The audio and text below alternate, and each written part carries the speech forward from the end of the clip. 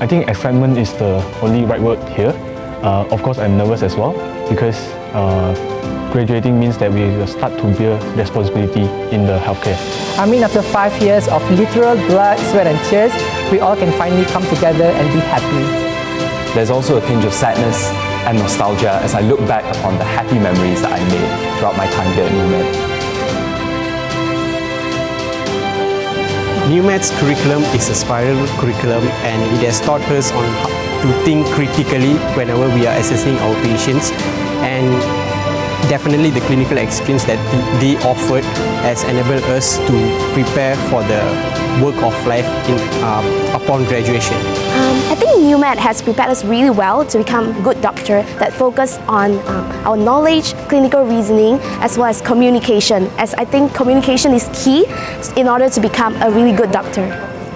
NewMed has helped me a lot in terms of teaching and preparing me in the clinical world by allowing me to go to the hospital early on so that I can have early exposure, which I find is beneficial in the future, especially if I'm going to work in the UK at the hospital. I think my biggest takeaway from my experience in NewMed is that there's always opportunities for you to discover wherever you go. So always believe in yourself and keep on persevering. I would say that I realized hard work is really important instead of talent and intelligence. And I'm pretty sure that if anyone wants to become a doctor, they can do it. And I'm also sure that if I can do it, you can as well. Well, that will be never let the medals define your worth. And remember that the proud insignia that you bear is merely a manifestation of your strength, not the source of it. Be passionate. So I think passion is really important for students to become a good doctor. So have passion in medicine and you'll be a good doctor for lifelong. I think everyone should have their own pace. They shouldn't compare themselves with others because there's always another smarter person in the room. So I hope that they enjoy their journey and good luck to them. I think quality, A learning curve, definitely. Fabulous. NewMed, in one word, I can call it as another home because the surrounding of NewMed has never been an alien for me. They always provide a good social support whenever you have an issue and they are always reachable. first I would like to thank God and my parents for them to being there for me. A lot of people that I would like to thank, and the list goes on and on. But these include my parents, who are always supportive, my lecturers, academic mentors, colleagues, friends. I am who I am today because of you. Thank you very much. I want to thank my parents and my family for supporting me throughout this journey here at NewMed, and also the friends and the support system that I've built throughout my time here in Johor Bahru. They've really helped me go through the challenges, the thick and the thin, through the roller coaster ride that is medical school. Today, there is one achievement that binds us all together, an achievement that we should proudly celebrate. Congratulations, batch of 2022, we have graduated!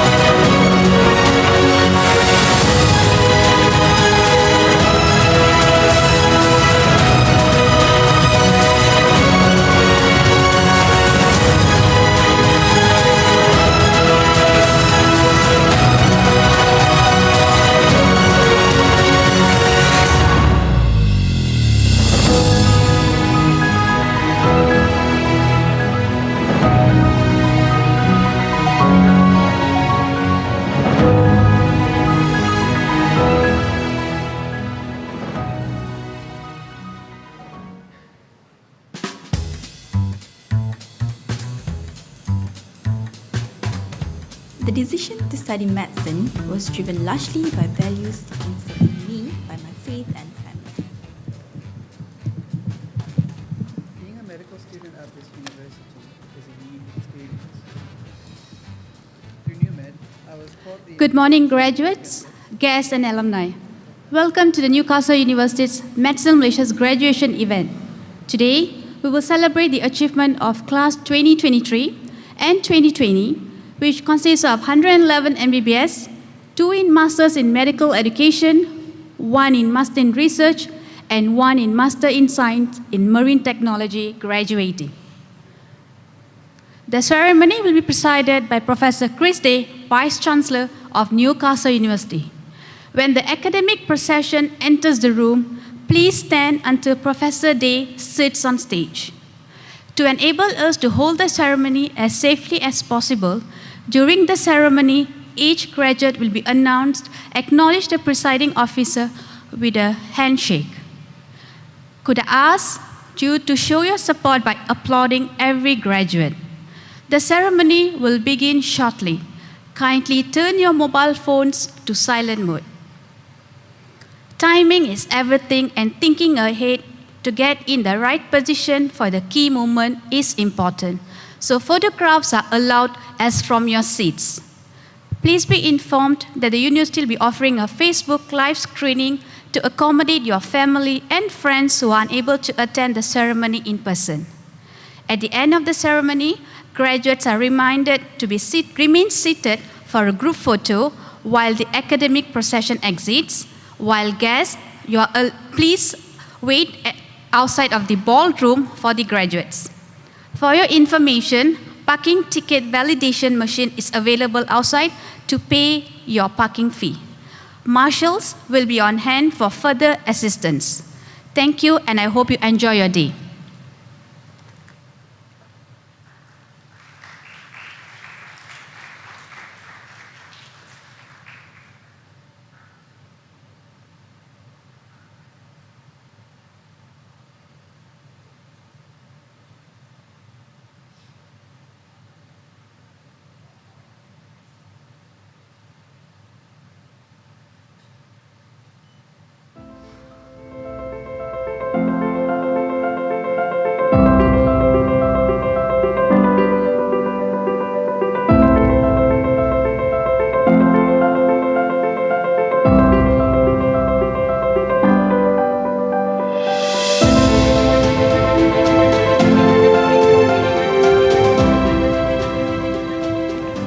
I think excitement is the only right word here.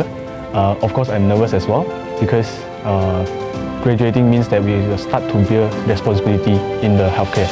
I mean, after 5 years of literal blood, sweat and tears, we all can finally come together and be happy. There's also a tinge of sadness and nostalgia as I look back upon the happy memories that I made throughout my time here at NewMed.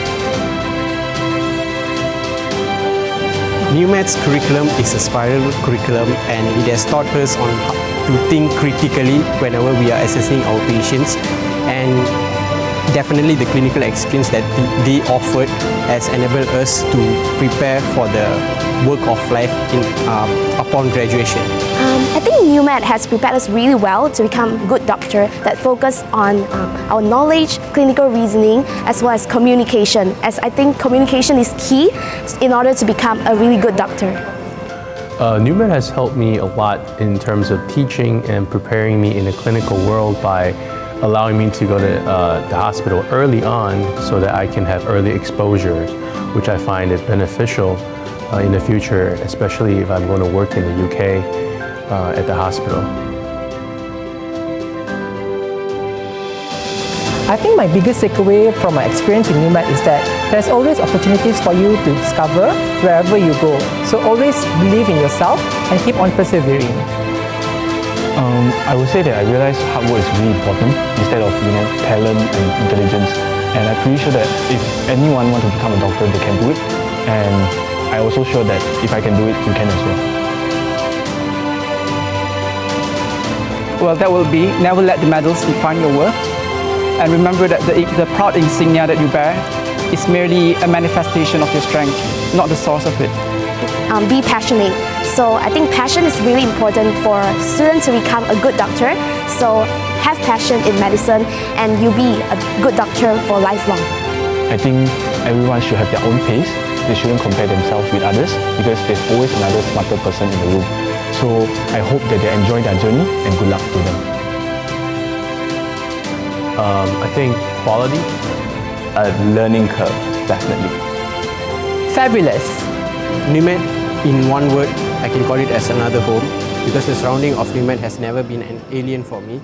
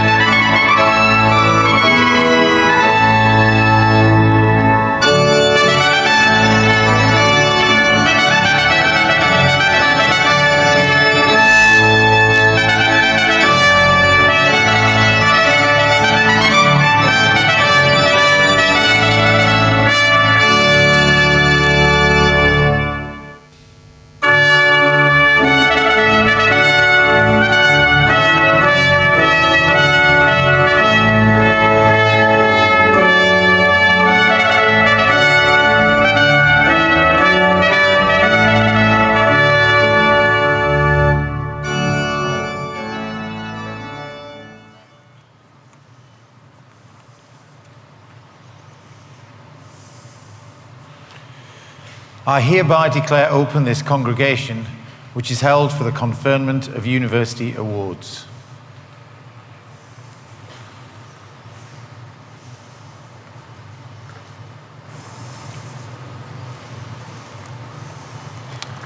you can please be seated.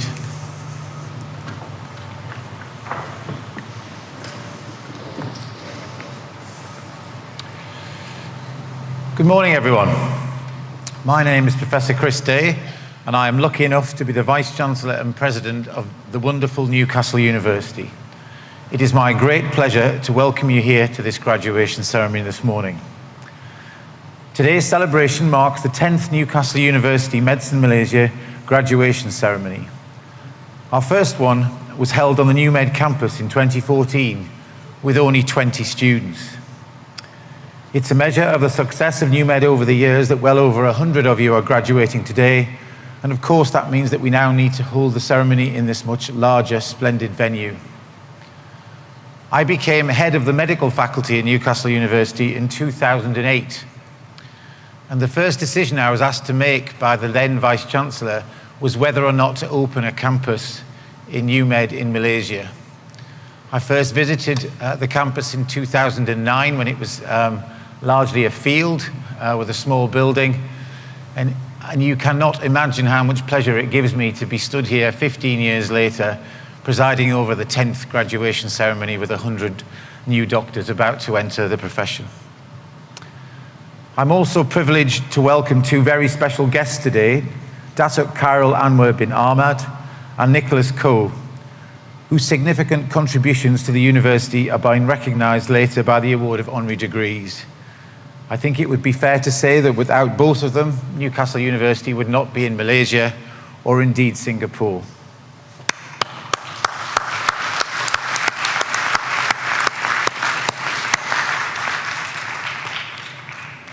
Graduation ceremonies are the highlight of our university year. They are joyous, colourful occasions when you earn the right to wear with pride the robes that symbolise the award of your academic qualifications. When you join your families, your friends, your tutors, and your fellow students to celebrate the success you have worked so hard to enjoy. And when you have a chance to take a moment to reflect on all your achievements and look forward to all that the future holds in store. Graduating class of 2023, you will go down in history as graduates who have succeeded against all the odds. Many of you receiving your awards today will have commenced your studies under the most extraordinary set of circumstances brought on by the onset of a global pandemic. Your experience was far from normal, and it led you to miss out on some of the most enjoyable and life-affirming aspects of your university education. I know too that 2 of your vitally important years of clinical training were severely disrupted by COVID. But of course that makes what you have accomplished even more impressive than normal.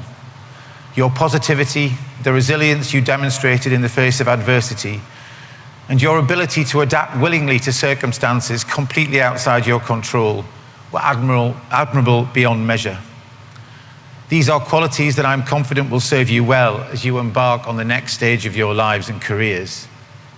Individually and collectively, as graduates of NewMed, you will forever now be an important part of one of Newcastle University's greatest success stories. You're also a group of students who are well known for taking part in a wide range of activities that benefit the community. This was recognised at the annual Pride of Newcastle Awards, where the Asian Medical Students Association, AMSA, won the award, the Overall University Award for Outstanding Contribution to the Community, and Shristi Jain, a 5th-year medical student, was runner-up for Outstanding Contribution to the Student Voice. Graduates, as you look forward to embarking upon the next chapter of your lives, I also want you to remember that you have a vital part to play in bringing to life our vision of Newcastle as a world-leading university, advancing knowledge and providing creative solutions to global problems. As a Newcastle graduate, you share our aspiration to harness our academic excellence, creativity and innovation for the benefit of society. Put simply, to make people's lives better. There are a set of values and guiding principles that we use to help us in this endeavour. These principles are working together, visibly leading, responding to current and future challenges, and freedom and opportunity to succeed. They have certainly helped me and my senior team make key choices throughout my own career, and particularly over the challenging last few years. and I've adapted them to give a few suggestions as to things you might use as you go forward in your careers. First, in terms of working together, always surround yourself with as many brilliant people as you can find from a range of social, ethnic, and academic backgrounds. And don't be afraid if some of them challenge your usual way of thinking. That's how you will learn to grow as a person. Look to surround yourself with people that will lift you higher and seek to lift them in return.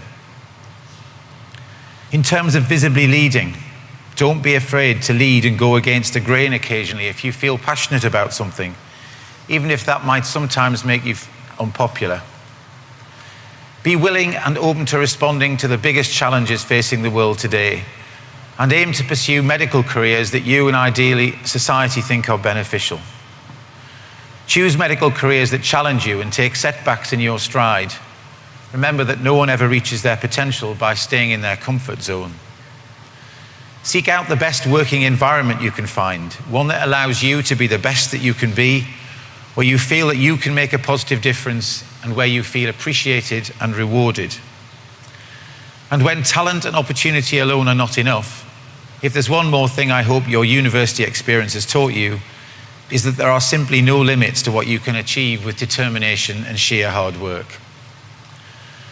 Graduation is not the end, it is a beginning.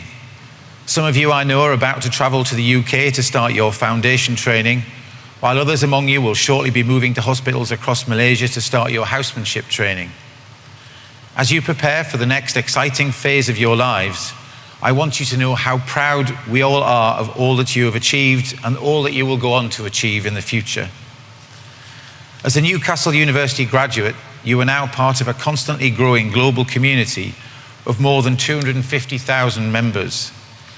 This network is here to support you and inspire you professionally and socially wherever you are in the world.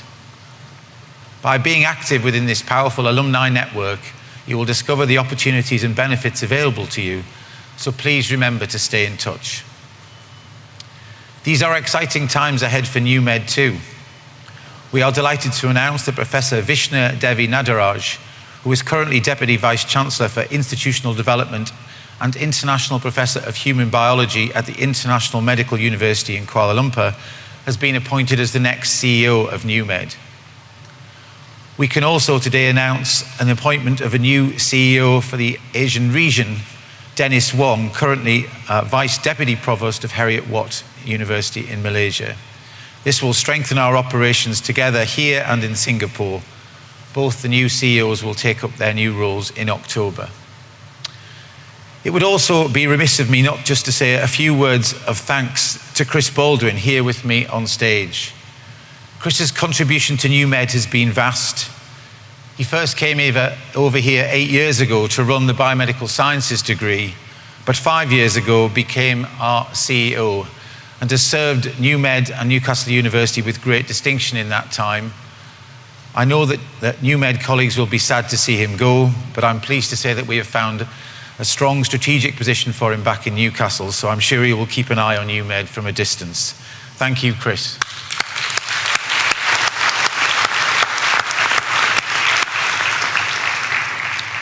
Graduates, on behalf of everyone at Newcastle University, congratulations and well done to you all. We wish you success, happiness and fulfillment in all that you do. Thank you.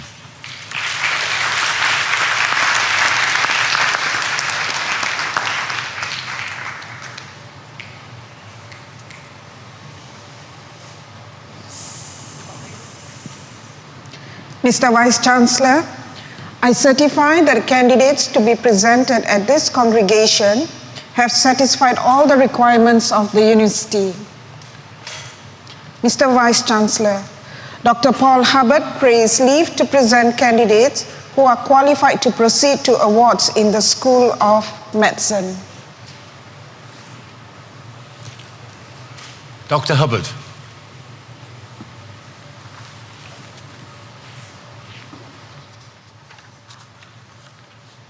Mr. Vice-Chancellor,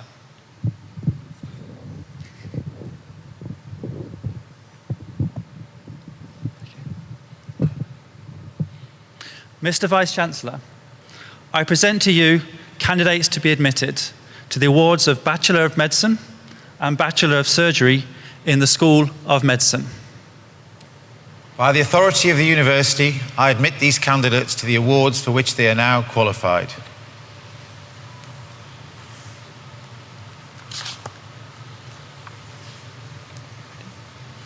Okay. The following graduate is presented for the degree of Bachelor of Medicine and Bachelor of Surgery for Class 2020.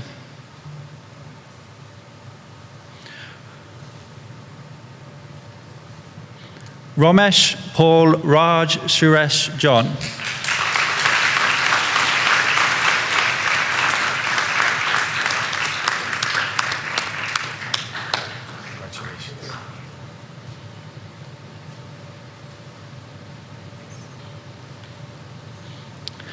The following candidates are presented for the degrees of Bachelor of Medicine and Bachelor of Surgery for Class 2023. Adawiya Nabiha Binti Abdul Salam.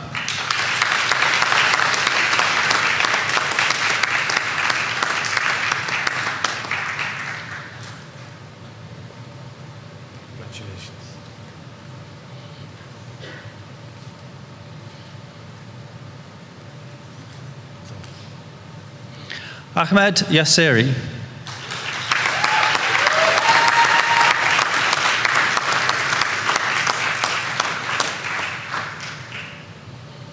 Congratulations.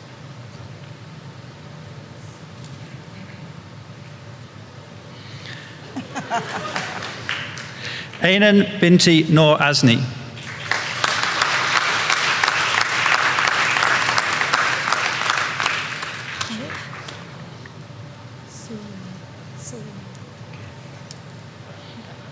Ainan Amira Binti Abdul Rahim.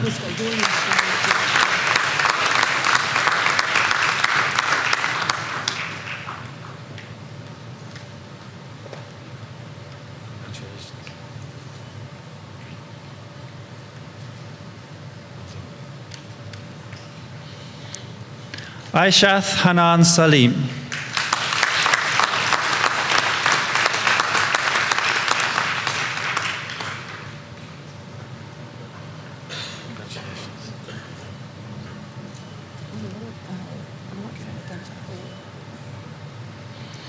AJ Srinivas.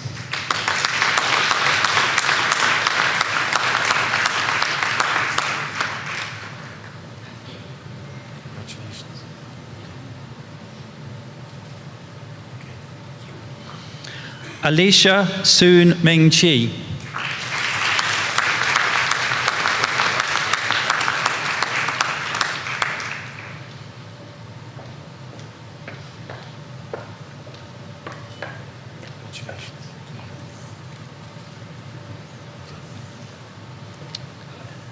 Aliana Kamida Zaman Binti Kamarul Zaman.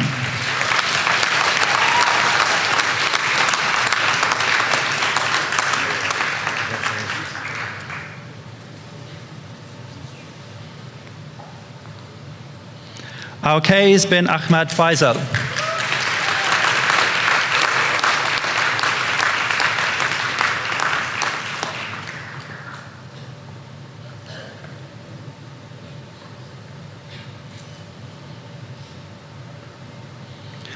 Anas Mahmoud Awad Al-Shura.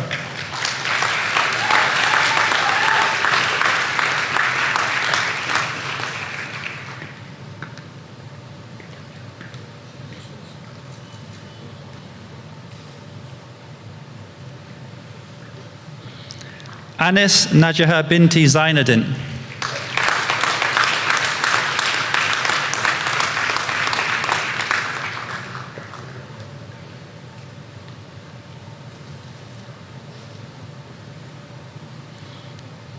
Ashley Yap Mei Yi.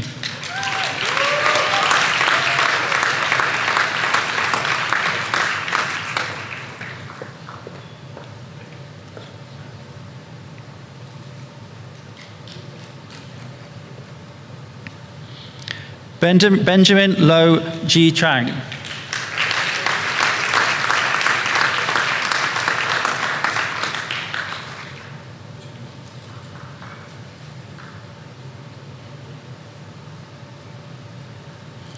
Branson Eun Jia Sen.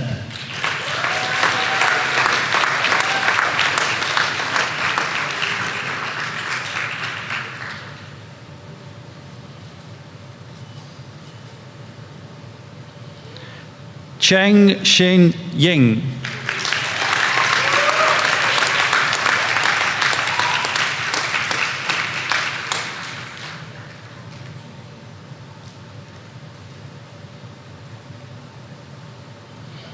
Chua Ji Yan.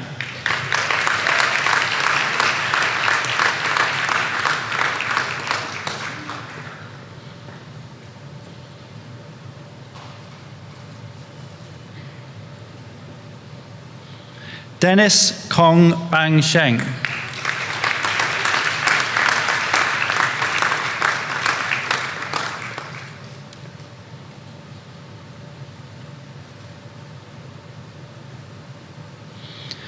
Diala Kahil.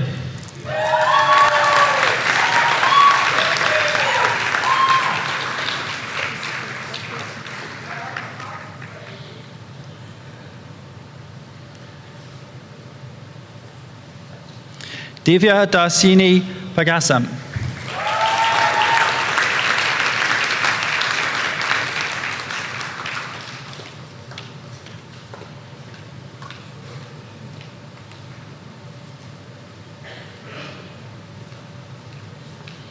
Elizabeth Chia Zi Tong.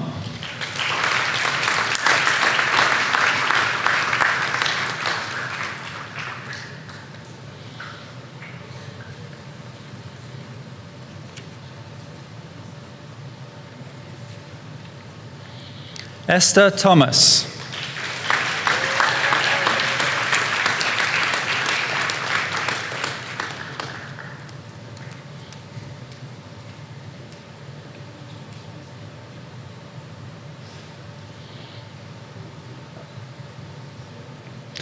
Farah Najiha binti Mohammed Hashim.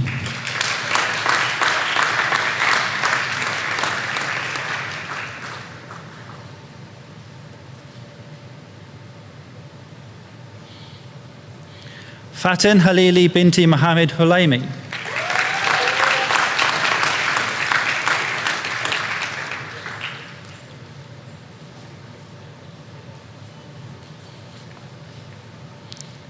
Gan Lei Min.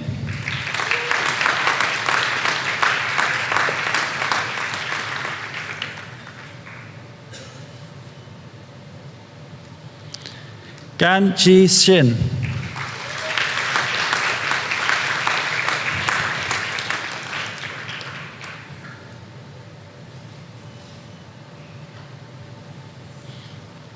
Gan Xing Hong.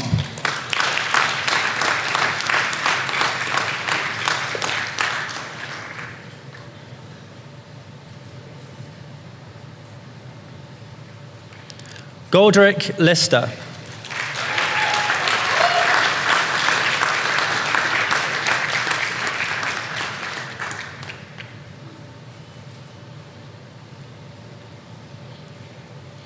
Hazia Basila binti Shahelmi.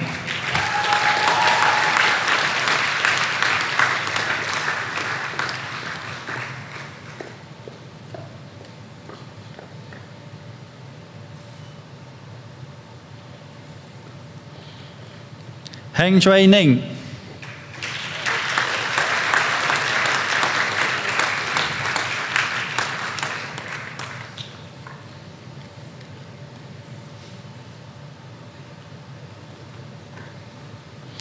Hong Ying Yi.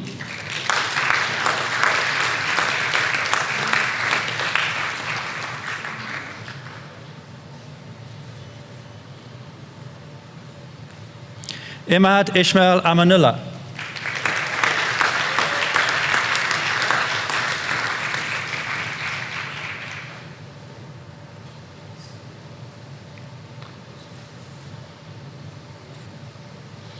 Jagautam Mahendra Rajan.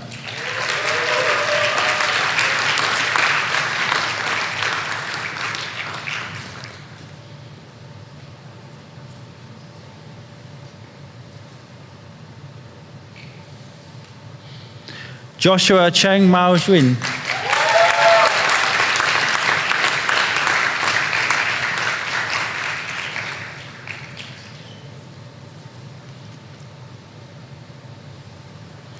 Kok Si Yin.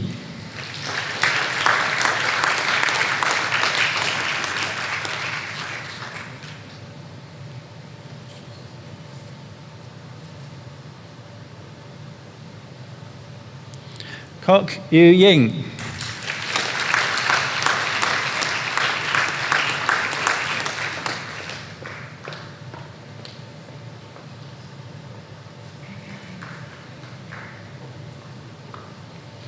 Kuraneshwar J. Ravichandran.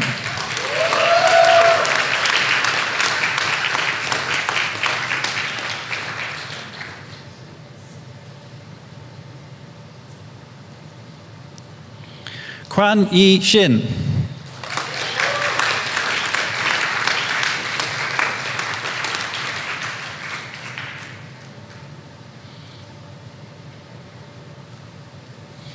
Lam Chi En.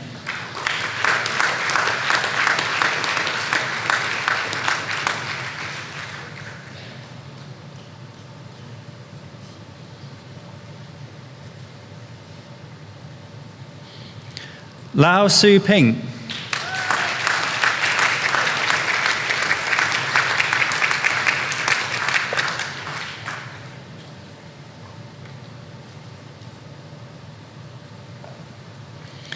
Lee Boon Yao.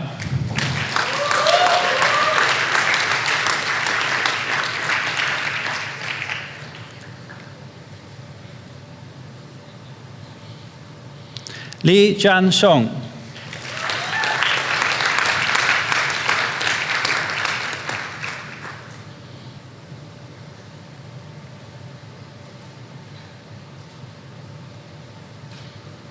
Lim Hui Xin.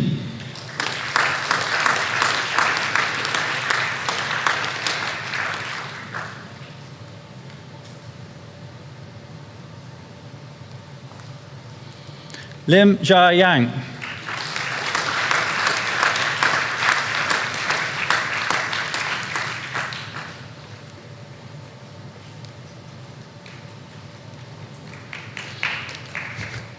Lim Junji.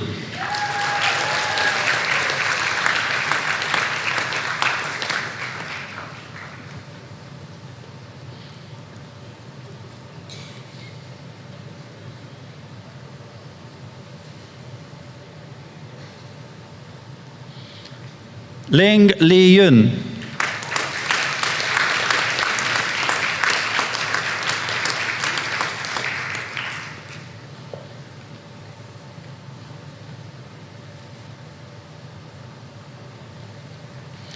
Lo Kang Yu.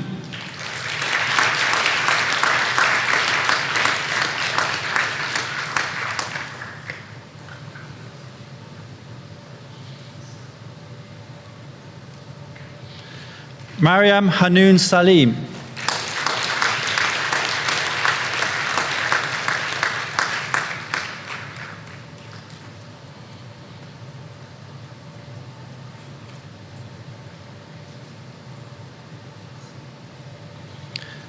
Mohammed Afiq Nakruddin bin Zainuddin.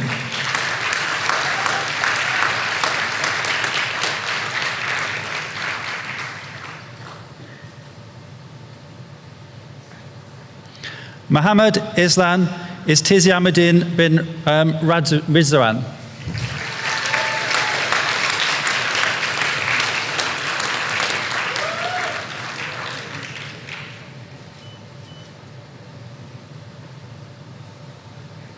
Mohammed Ahmed.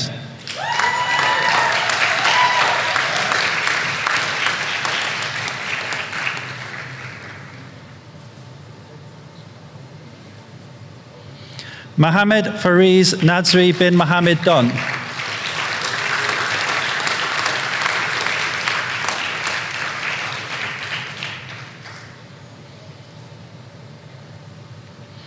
Mohammed Daniel Akhtar bin Arafat.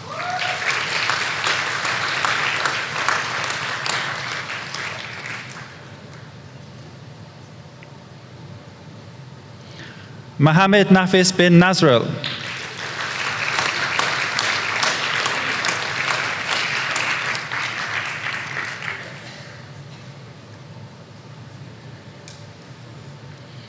Musla Muhammad.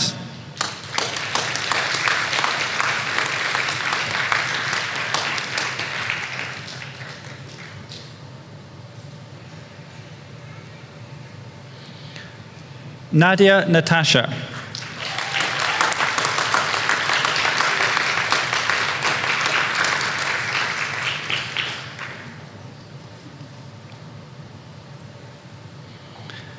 Nadia Adlin binti Ahmad Hilmi.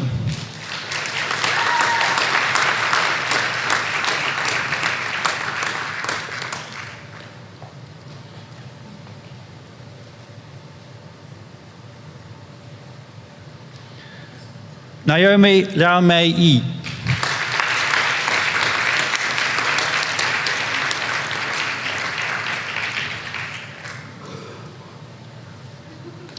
Nashvinder Singh Balbir Singh.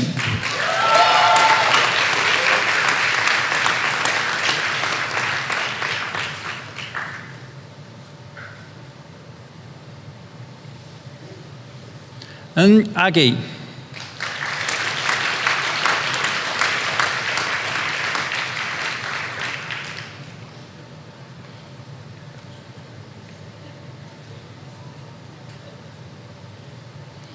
Nilavu Rajkumaran Ilango.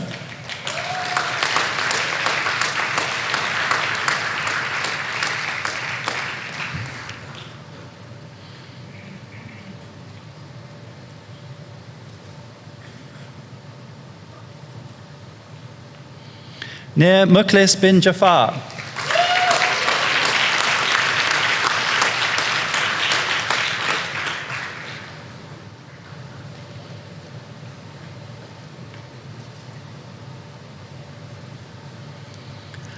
Nur Alia binti Mahadir.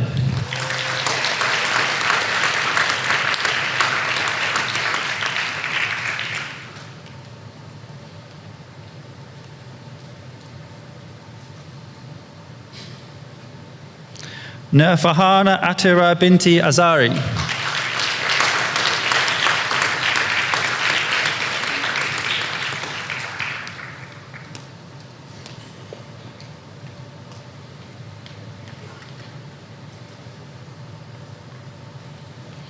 Nurul Amy binti Ismail.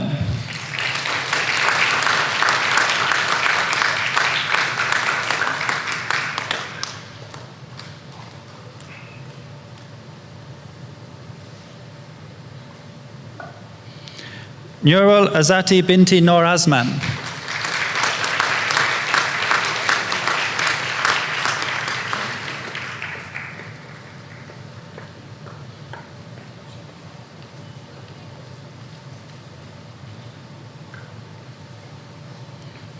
Nurul Hasha binti Muhammad Radwan.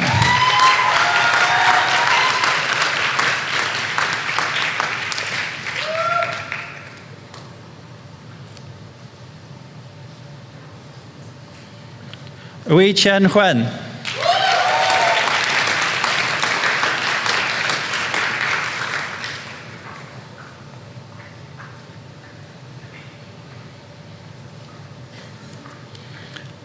Priscilla Chong Su Huan.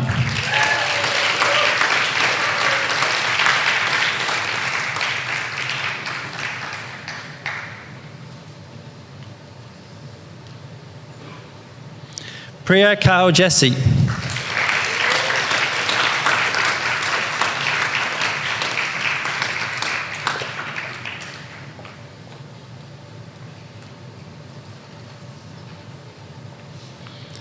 Pura Chao Ying.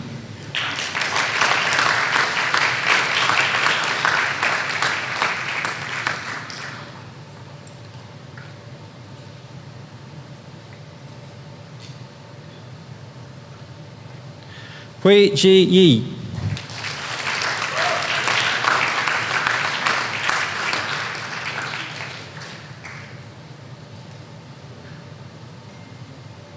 Ruth Elizabeth Abraham.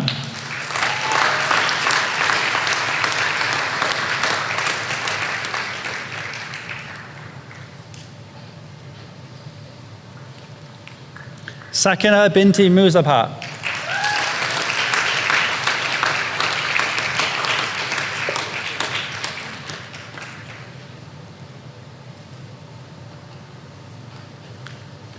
Sarah Amira binti Kamul Arifin.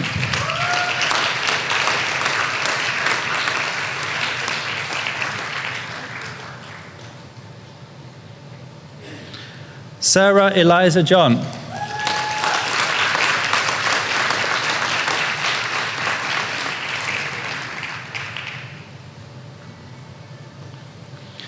Shala Riaz Sangani.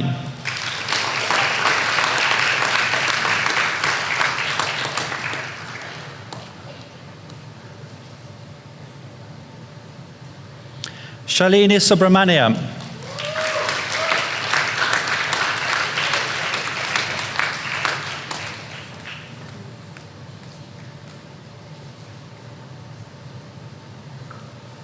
Shangitha Sathasivam.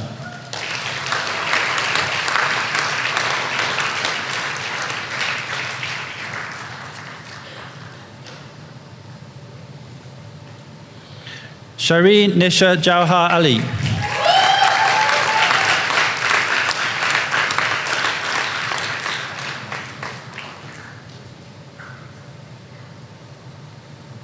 Shivangi Sahu.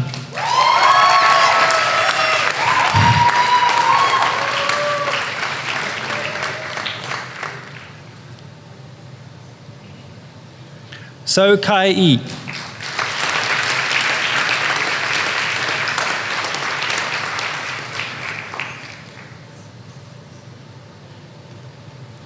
Soha Rahimi.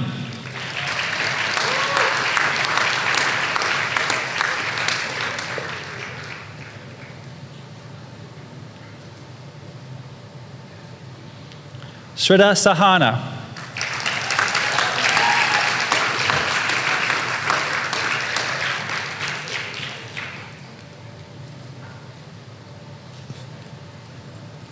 Shristi Jain.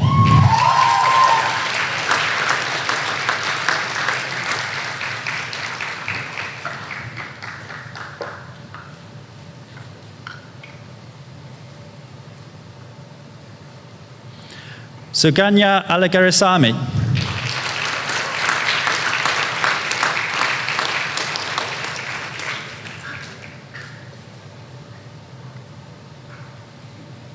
Suraj Jaiskumar Patel.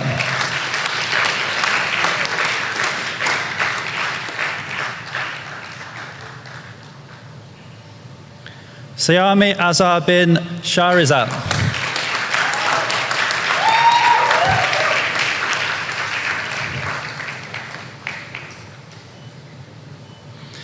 Tan Junhui.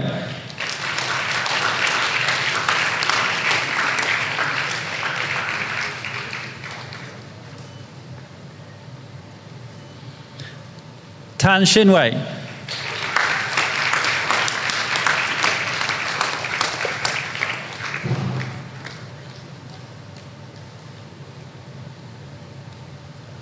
Teo Jun In.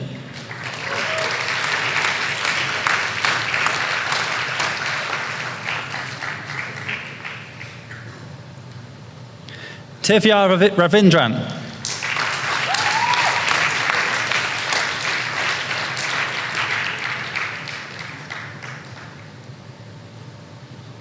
Cho Young Hui.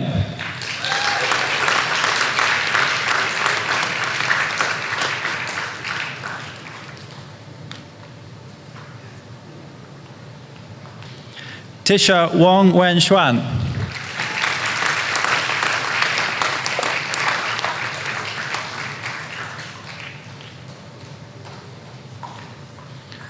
Sen Jun Lin.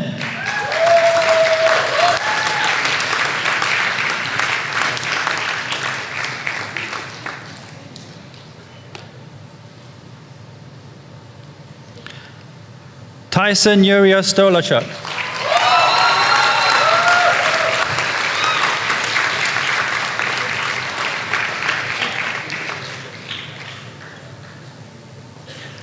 Valerie Olay.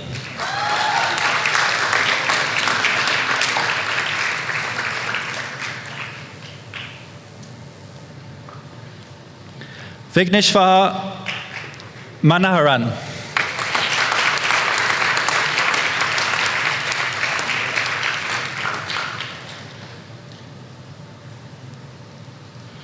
Freddie Ers.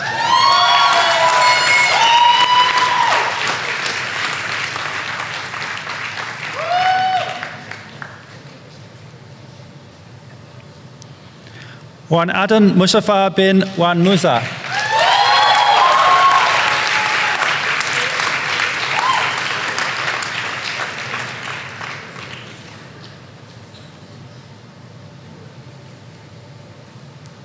Wong Jing Wen.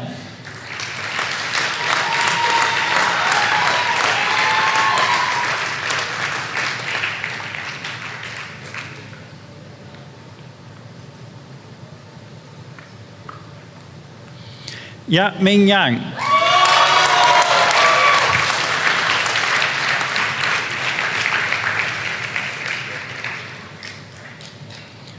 Yo Mei Yi.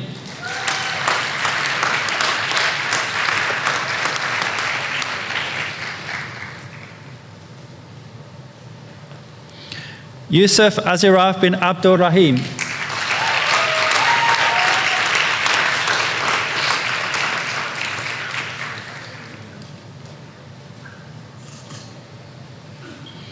Yuvraj Patmanathan.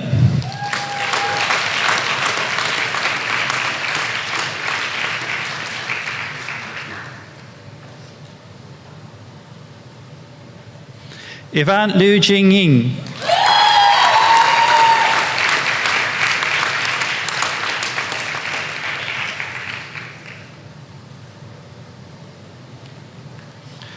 Zulaika binti Mohammed Azam.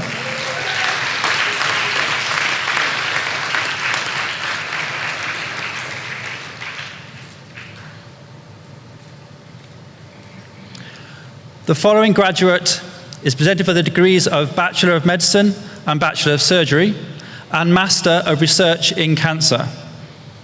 Dawn Sleen Po Chi Chern.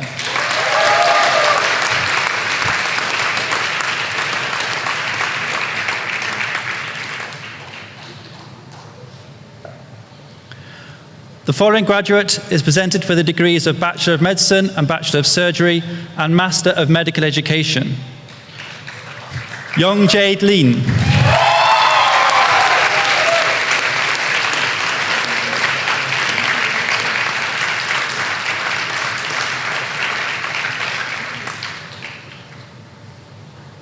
Kwong Shin Hui.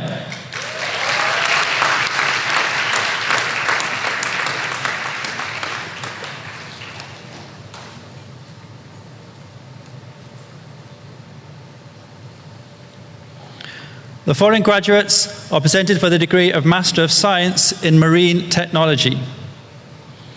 Vibin Chandra Bose.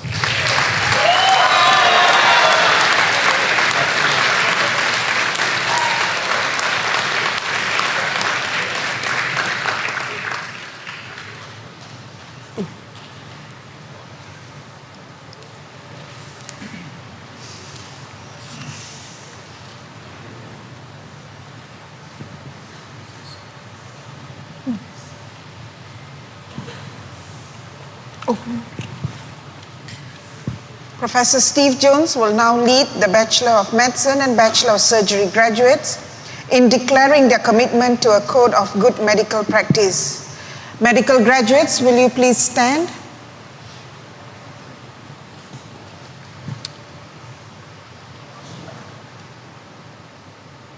Good morning, everybody. A pleasure to be here. Graduates, please repeat after me. As a medical graduate of Newcastle University and now as a member of the medical profession,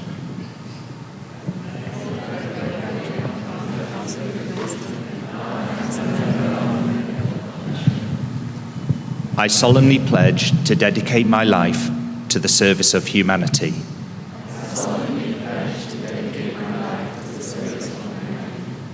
The health and well-being of my patient will be my first consideration.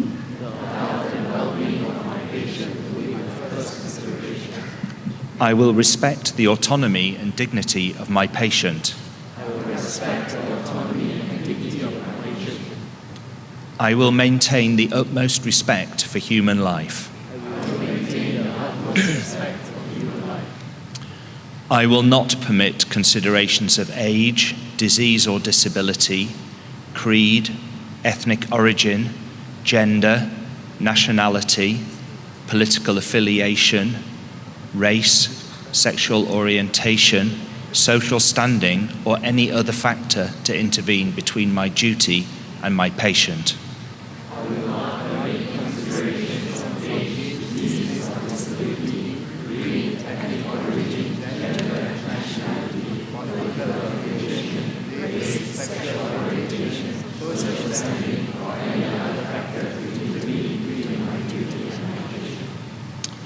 I will respect the secrets that are confided in me, even after the patient has died. I will respect the secrets that are confided in me, even after the patient has died. I will practice my profession with conscience and dignity and in accordance with good medical practice. I will practice my profession with conscience and dignity and in accordance with good medical practice. I will foster the honour and noble traditions of the medical profession. I will foster the honour and noble traditions of the medical profession. I will give to my teachers, colleagues and students the respect and gratitude that is their due. I will give to my teachers, colleagues and students the respect and gratitude that is their due. I will share my medical knowledge for the benefit of the patient and the advancement of healthcare.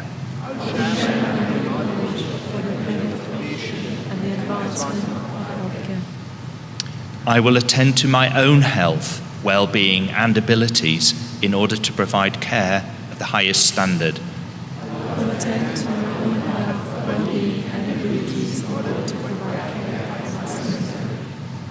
I will not use my medical knowledge to violate human rights and civil liberties, even under threat. I will not use my medical knowledge to violate human rights and civil liberties, even under threat.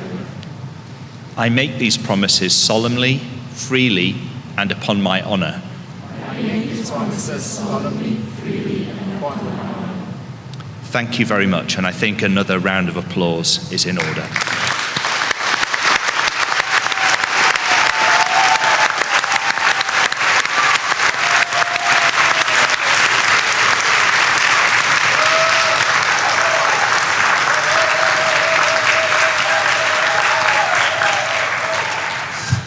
Please take a seat.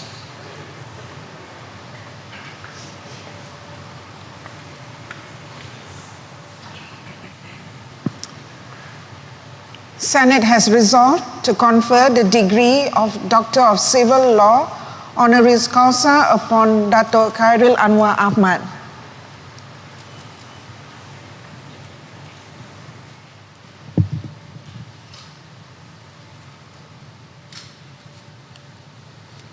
Professor Day,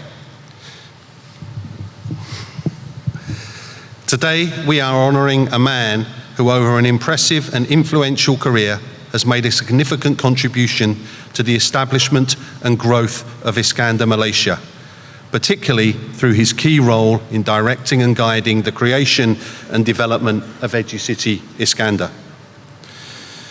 Dr Anwar Ahmad is a registered professional engineer who graduated with a civil and environmental engineering degree from the University of Wisconsin-Madison in the United States of America. He also holds an MBA from the University of Strathclyde in Glasgow. Kyril began his career in engineering, but his business acumen led him to seek out a development position at Kintakeles plc, following which he spent 10 years at the Malaysia Building Society holding several senior positions, including head of the Asset Restructuring Department of the Risk Management Division. In 2007, he began his long and productive association with Iskandar Investment Berhad, where he was initially tasked with setting up the Procurement and Contract Administration Department. 6 months later, his boss called him into our office, gave him a blank piece of paper and said, "Our development plan needs an education hub." Reflecting on this moment, Kyril recalled that he was a bit horrified, as I'd never done an education hub before. Nevertheless, he willingly accepted the commission, and as Senior Vice President, Education and Healthcare, set about devising a vision and strategy to inform the development of the impressive 300-acre site that was to become the multi-varsity education hub now known as EduCity. Our first dialogue with Kyril was in 2006, when plans were broached to establish a branch of Newcastle University's medical school in Malaysia. This was a major new venture for us as a university, and to bring the project to fruition, we needed to build relationships with key stakeholders, including the Ministry of Higher Education, the Ministry of Health, the Malaysian Qualifications Agency, and the Malaysian Medical Council. Kyril's support and advice was invaluable, and without his wise guidance, it is very unlikely that we would have been able to establish our NUMED campus.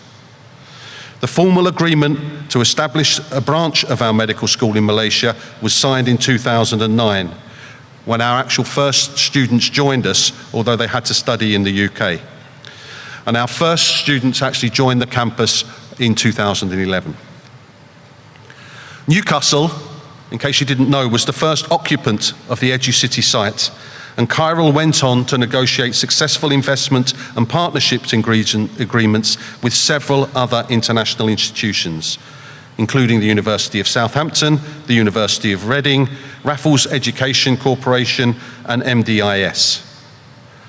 The creation of EduCity 1 owes much of its success to Kyril's characteristic blend of vision combined with a deeply practical approach to navigating the regulatory framework and building relationships with multiple stakeholders.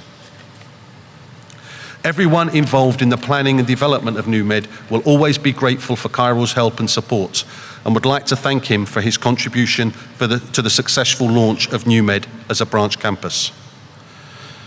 Like any new venture, the early days of EduCity 1 were exciting, but not without a few fraught moments. Reflecting on the opening of NUMED, Kyril recalls welcoming one of the very first NUMED students to campus. They were very excited about being here and commencing their medical studies. When Kyril arrived the next day to take the student out to lunch, he was horrified to see that the face and arms of that student were covered in mosquito bites. Oh man, he thought, my first student on campus gets dengue fever and that's the end of my campus. Fortunately, all ended well, and like NUMED itself, the student went on to flourish. As the multi-varsity campus became more established, it was felt there was a need to improve the offering to students, particularly around sport and leisure facilities. When Iskandar Investment Berhad made a substantial amount of money available to build a sports stadium, Kyril again rose to the challenge, observing that it's not every day that you get to build a stadium. He is firmly committed to providing outstanding educational facilities to the young people of Malaysia and values the opportunities that sport offer to develop discipline, teamwork and commitment, all skills which will help them to flourish in their professional lives. In 2012, Kyril was promoted to Chief Operating Officer of Iskandar Investment Berhad and subsequently became its President and Chief Executive Officer. Under his capable leadership, EduCity 2 continues to flourish, bringing in new partners for tertiary and secondary primary school education. In addition to his work with EduCity, Kyril has led several initiatives in Iskandar Petiri, including a mixed-income housing mega project, a drone and robotic zone, and Iskandar Next, a platform for private-public partnerships to enable the digital economy to flourish. Looking back on his long and successful career, Kyril can be proud of his many achievements and his positive influence on the development of Iskandar Petiri and its vibrant economy cannot be overstated.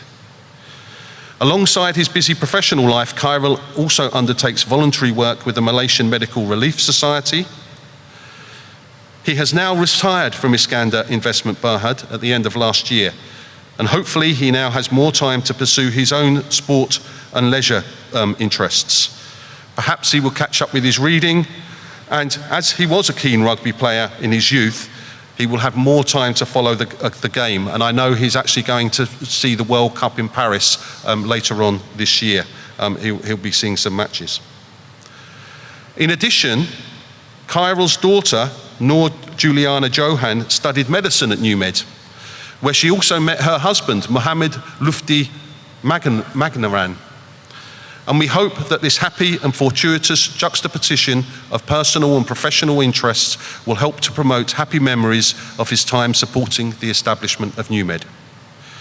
Professor Day, in recognition of his outstanding professional achievements, particularly regarding the creation of EduCity, and in gratitude for his invaluable support and advice to our NUMED colleagues and to me personally, I present to you Dr Dr Anwar Ahmed for the award of Doctor of Civil Law, honoris causa.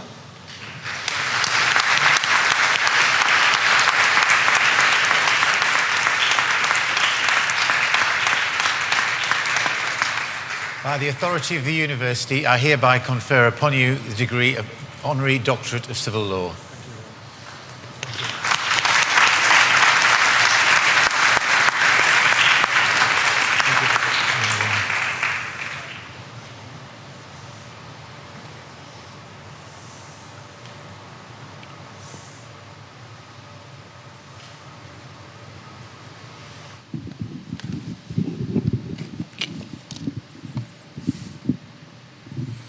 Thank you very much, Professor Chris Baldwin, for your very kind words. Professor Chris Day, Vice Chancellor, President of Newcastle University, Professor Steve Jones, Head of School of Medicine at Newcastle, Professor Chris Baldwin, Provost CEO of NUMED Malaysia, Ms. Premila, COO of NUMED Malaysia, my family members here today, dear parents, and of course, the graduates of the class of 2023. A very good morning to everyone. It's quite an honor for me and my family to be conferred an honorary degree. I'm very grateful and I feel very privileged. But as Professor Chris Baldwin said, my journey with the university began sometime in March 2007 when I attended an interview with a company called Iskandar Investment Berhad, or it was known as South Johor Investment Corporation at that time.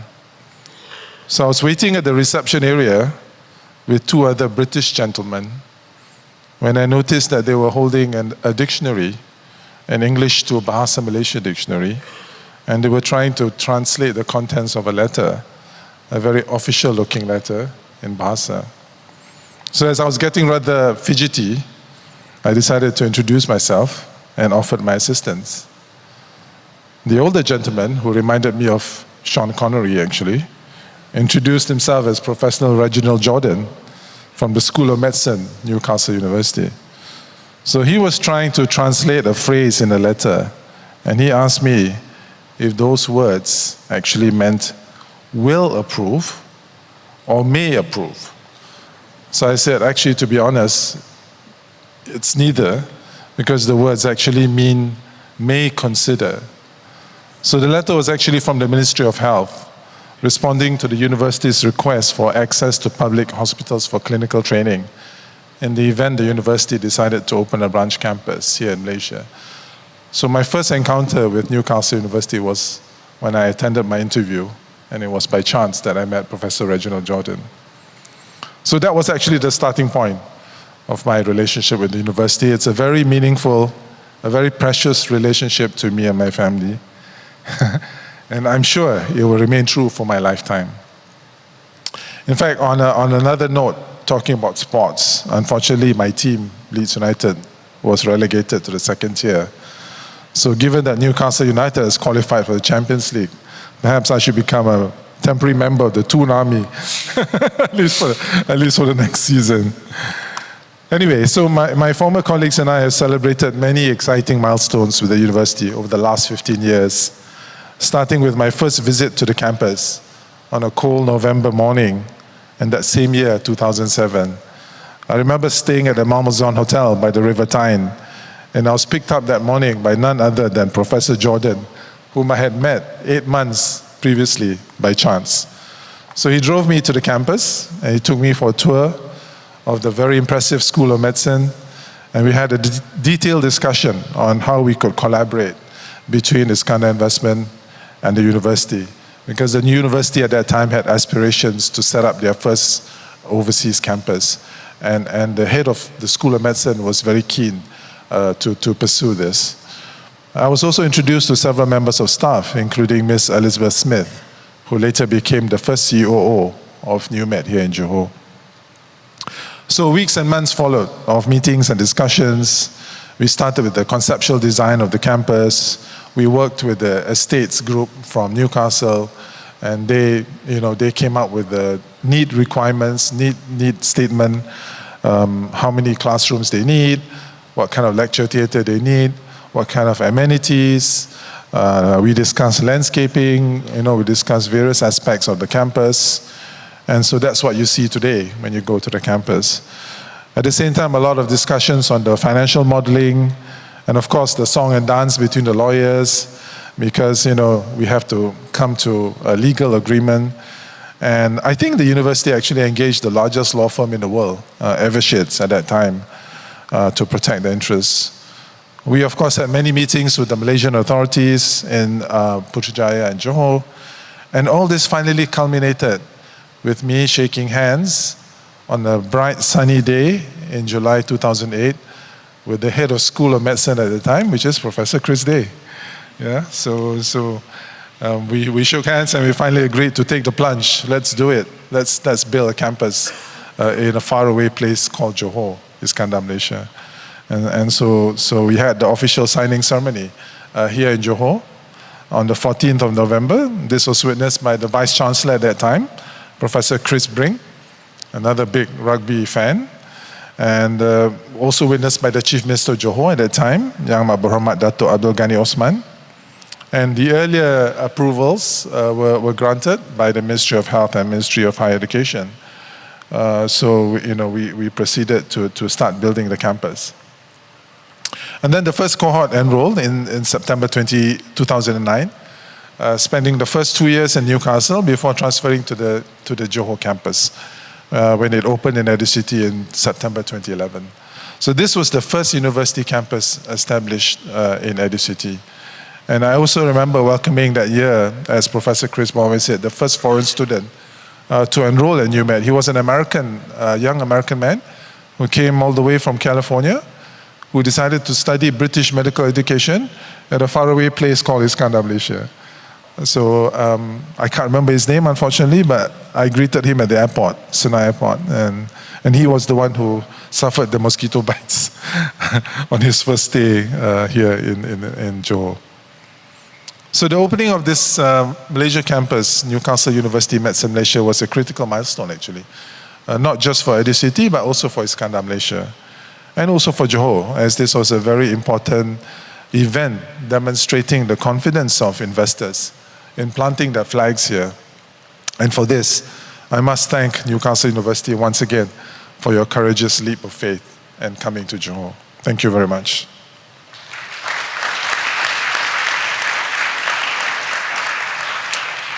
So just to end my little speech, I should also thank my past bosses for giving me the millions of pounds to build this campus and to trust that we will spend it wisely, as well as my former colleagues, who supported me and worked so hard with me to make NewMed a reality and a success from day one, until I retired in December last year. And I wish all my former colleagues were here, but I just noticed one of them is here. So, I couldn't have succeeded in what I did here without them, actually. I mean, many other milestones come to mind, including the official opening ceremony of the campus, the graduation ceremony of the first cohort, and the graduation of Julia Lutfi, who graduated here, the 4th batch, and both of whom now work in Aberdeen, Scotland. But I'm also happy to see that NewMed continues to flourish and has grown to be part of the community, including via the Newcastle University Community Clinic in Iskandar Puteri, which I think is a great initiative to become closer to the community. And I'm sure many patients and staff of Hospital Sultan Aminah, where I was born 60 years ago, have benefited from this 15-year relationship ever since we signed agreements with Newcastle back in 2008. And so we come to today. I must say I had a huge shock when I received the letter from Professor Chris Day, inviting me to accept an honorary degree. It's something I never expected, but it's been a huge privilege. I feel very honored by the university, and I'm very privileged to humbly accept the honorary degree, a Doctor of Civil Law today. This is indeed an honor of the highest order for me and my family, and I thank the university once again. Thank you, Professor Chris Day. Thank you to the Senate of Newcastle University. Thank you to Professor Chris Baldwin also for this absolute privilege and honor. Thank you also to my mom and dad, actually, both of whom are too frail to come today. And thank you to my family for supporting me for the last 15 years during my tenure here in Iskandar, Malaysia. I wouldn't have been able to do it without your prayers and support. And last but not least, to the graduating class of 2023 and all of you proud parents and families, heartiest congratulations to all of you and all best wishes for your future journey. Godspeed, God bless, and thank you very much.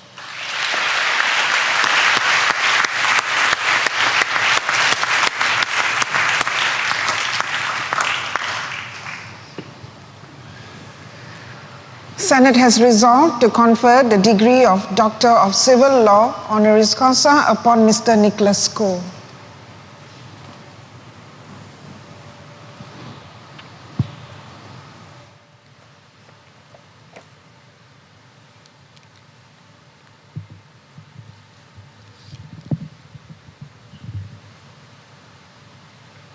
Professor Day, the beating heart of a container ship is its engine. Imagine a machine the size of 4 or 5-story building in which pistons moved by controlled explosions of air and fuel generate the motive power of up to 1,000 cars.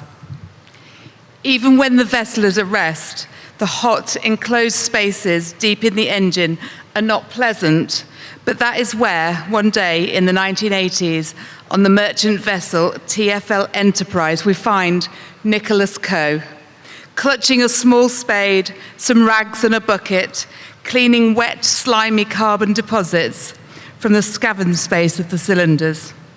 For the newest engineer on board, it was a tough day in the office, but Nicholas knew how to persevere. Building on that perseverance, a capacity for strategic thinking, and a lively business acumen, he has become a leader in Singaporean industry. Founder of an extremely successful consultancy, an advocate for engineering education, and I am delighted to say, a Newcastle University graduate. Nicholas's early memories are of a childhood in the 1960s in an extended family of 6 siblings and 4 cousins. Their home must have been a lively place, the family extended still further by the seamstresses who worked for his father's lampshade-making business. Commercial and domestic life were interwoven from the beginning, the interplay between them marking much of his childhood. Outside the home, however, these were troubled years, and Nicholas vividly recalls witnessing as a 5-year-old some of the violent street conflicts that touched the lives of many in the region in that decade. Later, the family lived through the darkest of times after the premature death of his mother when Nicholas was just 9. Persevering through economic hardship, his father and siblings worked hard and sacrificed personal opportunities for the sake of the family as a whole. At school, Nicholas was competitive and capable, studying by day and helping the family business by night. He eventually enrolled for the Diploma in Marine Engineering at Singapore Polytechnic, a course that combined theory with industry practice in a way that he discovered perhaps a little too late meant that he had no holidays for 4 years. Nevertheless, he says that he plunged into the course like I knew what I was doing. Plunged is the operative word, because it seems that one of his greatest challenges was learning to swim. Nicholas's first year at sea was not entirely spent cleaning the engine. He formed a capacity for systems thinking, finding chains of cause and effect, maintaining, testing and caring for the ship as one of a diverse team of professionals. His final act was to say goodbye to each item of equipment, asking it to behave well as he passed its care on to his successors.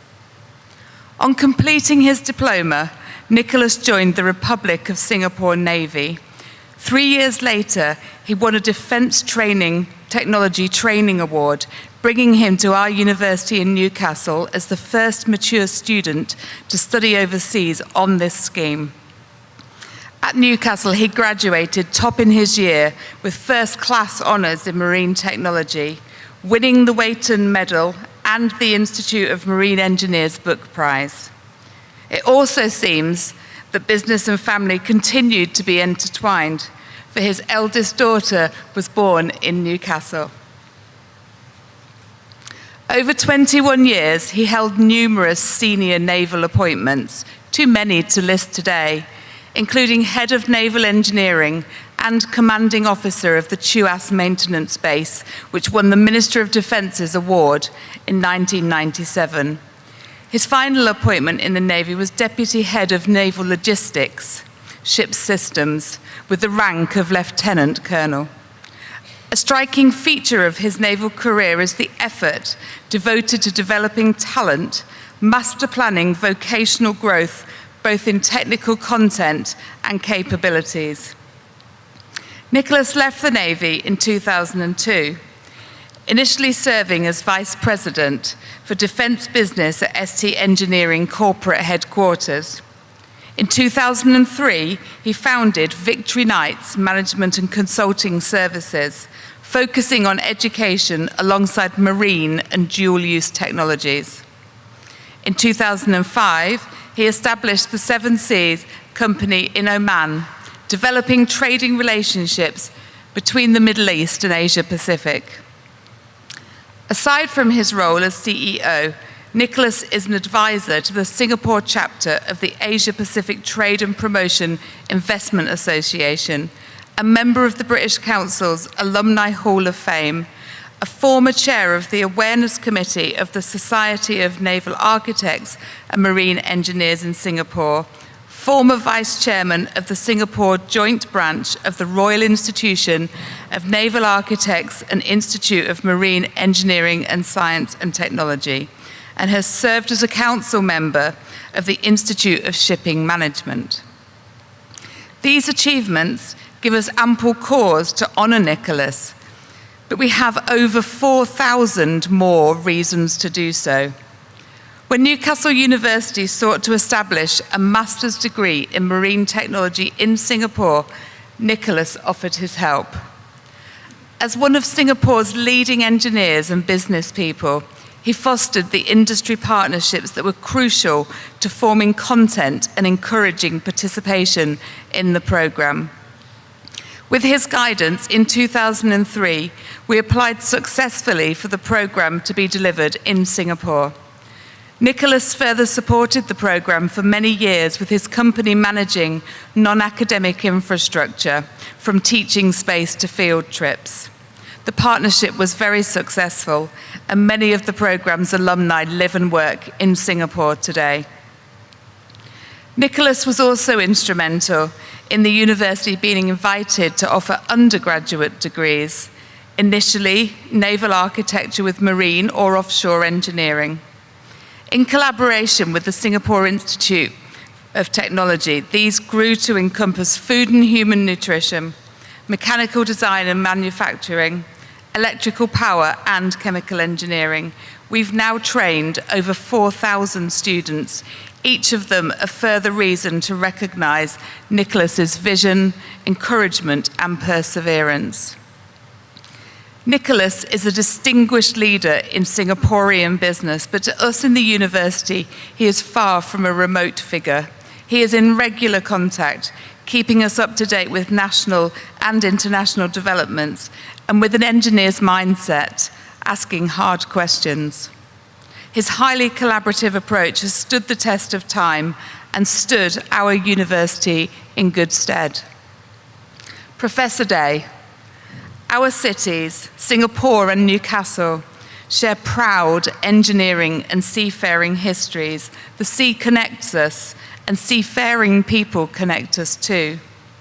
Our graduates who dare to move, as Nicholas did, beyond their horizons to discover and learn together. In one interview, asked to sum up his motto for life, Nicholas said that he sought to dare to experiment and pursue with tenacity. So, in recognition of his contributions to leadership in engineering and business, his advocacy for education and his dedication to our university, I present to you our daring and tenacious graduate, Nicholas Coe, for admission to the degree of Doctor of Engineering, honoris causa.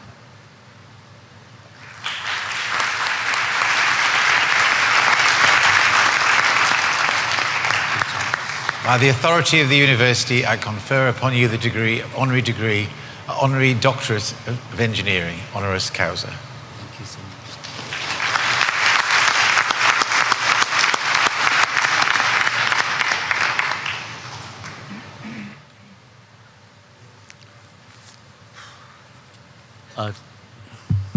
Thank you, Joe, for the citation, which is that keep me and make me wordless.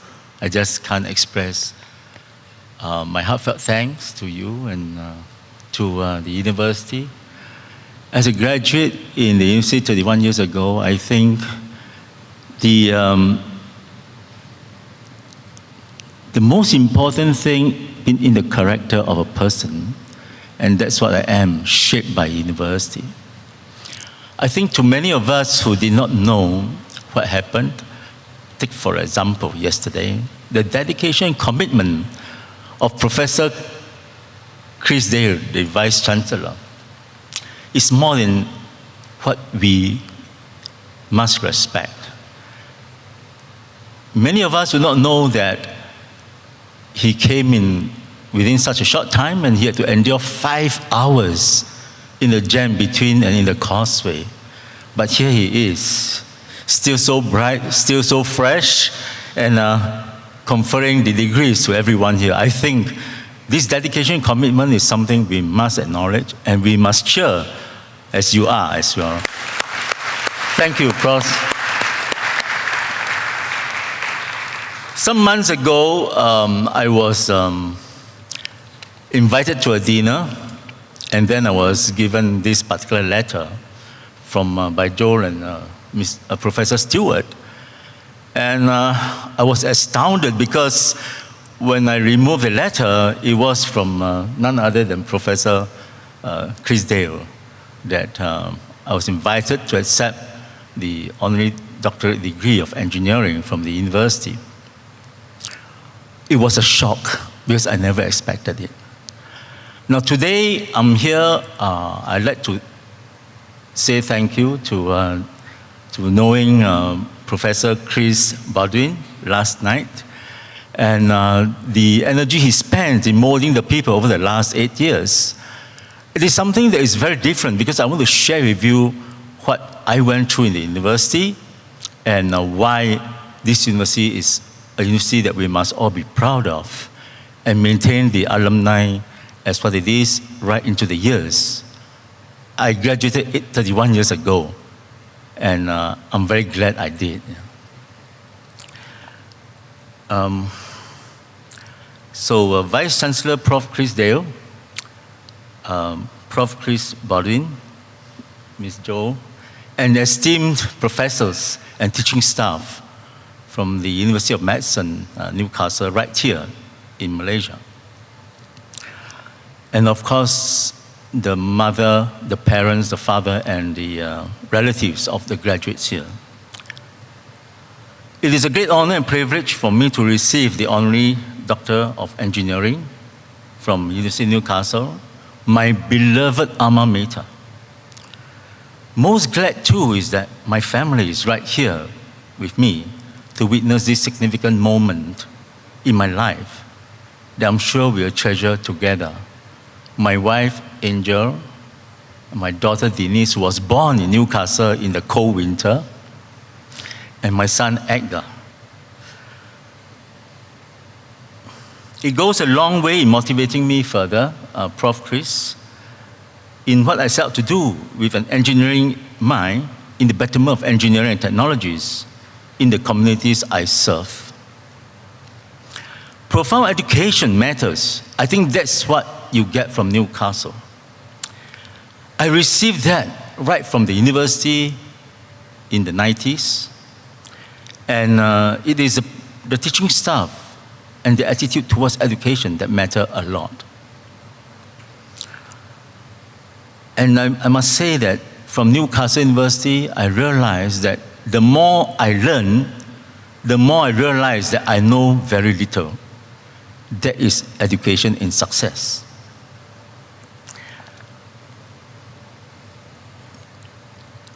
The one thing that I feel most important, which the professor taught and transferred to me, is a sharing of lessons in life to the young. And today, for the 122 graduates, I think what I see is hope. Hope for the world, not just here, but for the world. Because as we step into the future, I think the medical profession is one of the very few that will remain as it is. The rest of us can be overtaken by AI, chatbot, LLM, and so on and so forth. So as technology evolves, we will have more to contend with the ChatGPT, and while useful to make people ease in your job, it also makes you potentially lesser thinking as individuals. That is also dangerous. Soon you'll become part and parcel of our daily life, and we cannot do without embracing AI.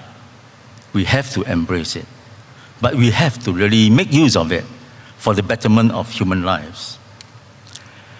You will soon unthinkingly take it as a gospel truth, and the chatbot and ChatGPT will get more intense.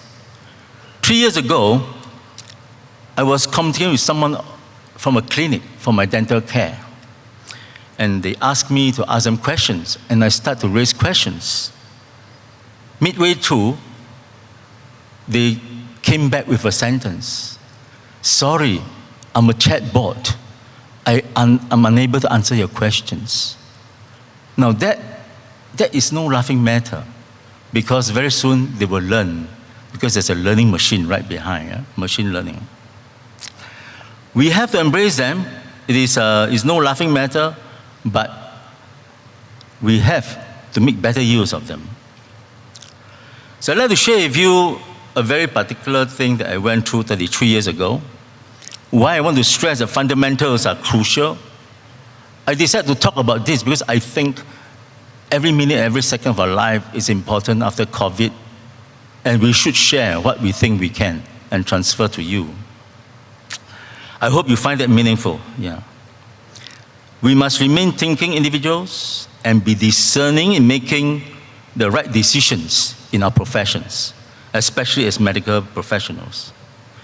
With automation, we will live to our subconscious mind, and there may be the time when we end up making errors in our professional judgment. I always feel that as professionals, it is very valuable to always pause for a few seconds before you make that final decision. I came from an education system of rote learning. I think you know about Singapore. We all go for maximum marks, and we just learn and regurgitate back to the professors and the teachers. So in Newcastle, in my final year, 4 months before the exams, I asked my tutor, Professor P. Sen, whom I'm badly indebted to, on how the questions of the past few years and the past year were to be solved. He said to me, Nicholas, in Newcastle, we don't repeat a question in 20 years. And there's no 10-year series. I said, oh, can you then guide me how to solve this particular question? And he told me, well, to solve this question, please, you have to break it down to 4 other questions before you can answer that particular question, right? Now, that changed my whole life in creating solutions to problems that I come across life. That was the essence of education that I got from Newcastle University. Within 4 months, I discarded rote learning. I studied the subject matter in depth and looked top down as inferred into my professor's know-how repository. I developed my own answers to the many questions I raised because I studied in depth of what they taught me and beyond. I decided that unless I become the master of the knowledge with each professor's know-how, the reasons why and how to do it, I will never learn. I adapted, I revamped, I slept 3 hours a day, tight schedule to my examinations, but I made it. I plowed through each of the 7 main subjects. I developed the ability to think very deeply, used energy diagrams that was taught to me by Professor Ruxton to mind map. That was the beginning of master planning, to mind map, and prioritize first things first. Yes, I did top the course in the university, but I became educated with an innate habit to discern. I think this is very crucial because the graduates here today are going to the future. You are going to work with ChatGPT and everything else, AI, and the ability to discern is very, very important.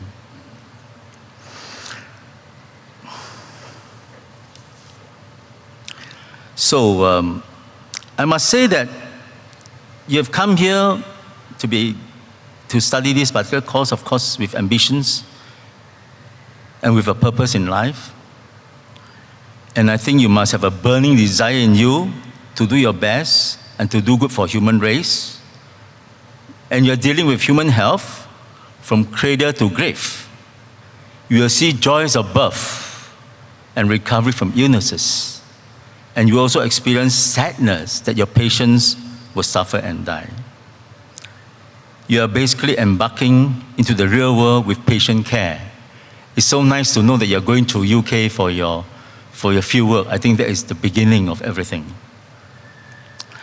So with that, I'd like to say that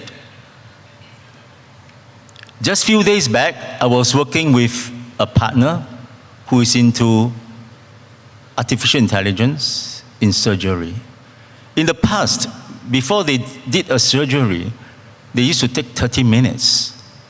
But today, the patient and the doctors need not wait that long, simply by having that particular pointer they have and touching the particular tumor, for example. They know exactly what to do. And that's how powerful artificial intelligence can provide you. Whatever you like and whatever you will do in future, this AI will be your enablers as equipment that help you. But remember, as doctors, you will be accountable. You will be the only one accountable, not the machines. Therefore, you need to discern the real, the probability of success for procedure, and motivate patients to live by having the fighting spirit and fighting the battle alongside you. Yeah. I'll just relate a simple thing that happened in my life so that as doctors, you do very well for the patients. I'd like to relate to you an incident that happened to my father just 1.5 months to the birth of my daughter and barely 8 months to my graduation. He suffered from prostate cancer. He had a sore throat one day and went to see the head oncologist. He innocently asked him this question, "Sir, how is my condition?" The oncologist retorted, "Spread all over your body already. What more do you want?" Those words brought my father's mind into a state of hopelessness, and his will to survive, to live, was killed. He died 3 days later without uttering a single word. I just want to share this with you so that you know that every single word you say to your patient matters that much to him, to her, and the family members. It matters a lot. So however superb you can be, however good your methods, your medicine of cure are, killing the patient's will to live negates all that you could otherwise have done for your patients. You must have a good understanding of the mental health of the patient and the mental needs that will to live, to fight, to regain good health, and to seek a chance to survive. As you do good for the community, other than yourself, always think for your patient and their families as a key care for them. Always be discerning in your decisions based on experience, sound professional judgment, and remember the foundation that the university has given you with the profound education you have from the university. Walk with pride. The journey in waiting is waiting for you. Make it great. And I wish all the graduates here, one and all, great success ahead of you. At this juncture, I'd like to dedicate this honor of receiving the honorary doctorate, Doctor of Engineering, to my beloved Father in heaven, my beloved wife, Angel, and my children, Denise and Edgar, who stood by me all these years with me in my journey in uncharted waters. Finally, I'd like to express my deepest appreciation and heartfelt thanks to Professor Chris Dale, Professor Davis in Newcastle, Professor Stewart, Ms. Jo Gary, and all the esteemed professors and teaching staff at the University of Newcastle in making this possible, in conferring me this honor. Thank you very much.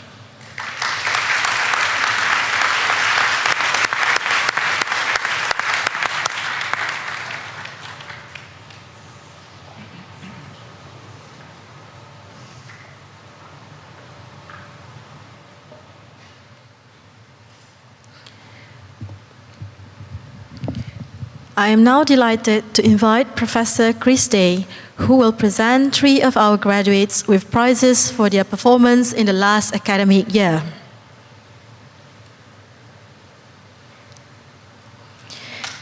The following student is presented with the Year 5 TMTO Prize. Lim Junji.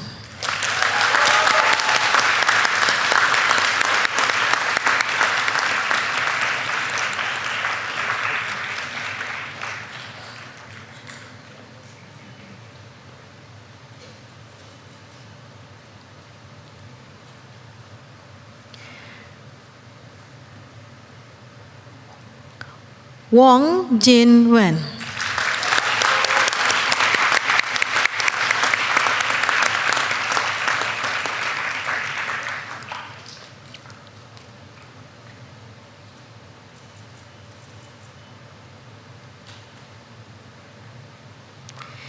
The following graduate is presented with the Stage 5 Walton Prize. Shahla Riaz Sangani.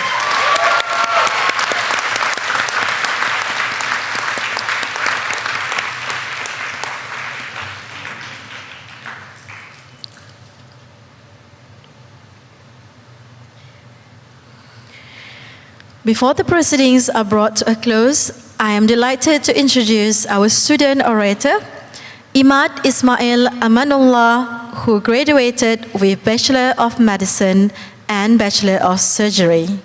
Imad will address the congregation on behalf of the students we are celebrating here today.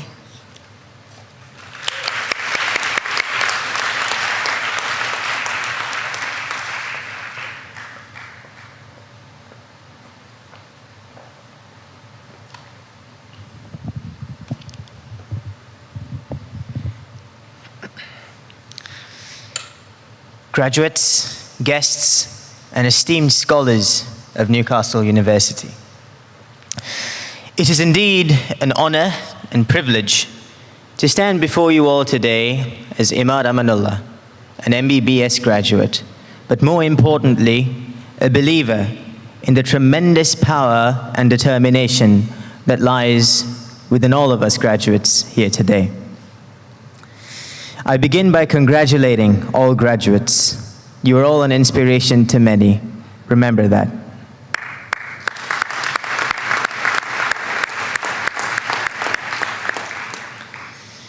Today marked not an ordinary graduation, but a memorable milestone that culminates the tireless hours that we have put in to become professionals.